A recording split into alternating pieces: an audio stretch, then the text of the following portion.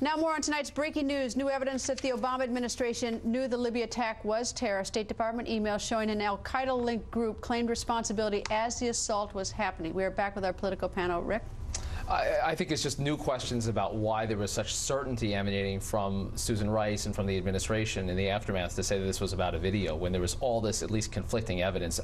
It was very confusing at the time. Obviously, there were a lot of stories filtering in, a lot of different messages coming in from different groups. But to have these indications in real time, emails going around that claim a terror attack, even if you don't know the details with it, it was in pretty short order after the fact that we heard from the White House, from the administration, an actual assignment of blame on this video, and clearly that hasn't been the case. Well, I want to know more about this, Greta. The story broke late this evening, and I'd like to know a little more context. Clearly, something funky is going on with the administration's position on this. I would say, however, that Susan Rice, for instance, did seem to be operating from CIA talking points. The CIA talking points didn't seem to emphasize these emails. Maybe the CIA never saw them.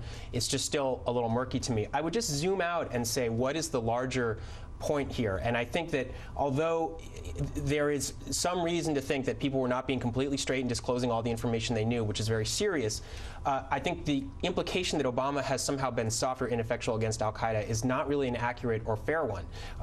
The drone campaign against al-Qaeda in Pakistan and Afghanistan has been incredibly effective, and it's been a while since we had a near close call in this country. I think the question is why isn't he telling us what happened? I mean, he's the one who's not putting the he's the one who's creating this vacuum. He's the one who has the information and could tell us. He's the one who can get on TV and tell us. He's not. And so we may be getting it wrong, but if we're getting it wrong, it's his fault.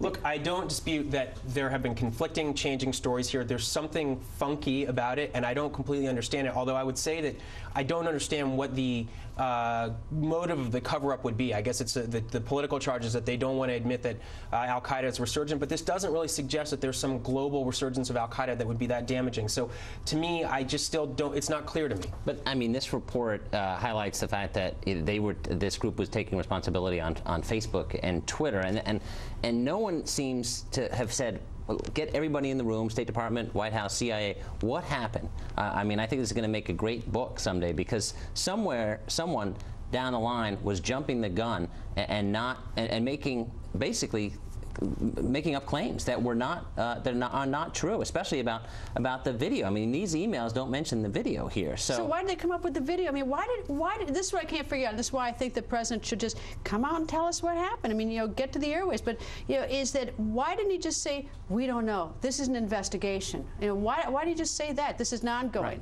Even though Susan Rice said things to that effect in these famous talk show appearances. She said that she seemed to emphasize too much the idea that there were demonstrations. There were no demonstrations in Benghazi, but she suggested these attacks might have piggybacked off demonstrations, been opportunistic, and that it was unclear. She did not say this was all about the video. Well, the CIA was one source. That is the CIA talking point on it. The CIA doesn't even usually issue talking points, does it? Does it issue talking points to people go out and talk? It does, in terms of summarizing the intelligence that's out there to kind of give a sense of what they can say, because so much of what they get is classified. But I do think, look, there was so much out there in the early days, and even now, that was conflicting, that certainty early on is puzzling.